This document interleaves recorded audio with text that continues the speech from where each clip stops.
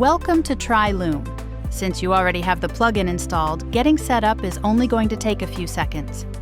First, go ahead and copy your API key from down below. Next, head back over to your TryLoom settings page in WordPress. Paste your key right here, and then click Save Changes. And that's it! Your store is now fully connected. To see it in action, open up any product page on your site and click the new Virtual Try-On button. Click here to select your photo and click Open. Once your image loads in, go ahead and select a variation of your product and then hit the See My Look button.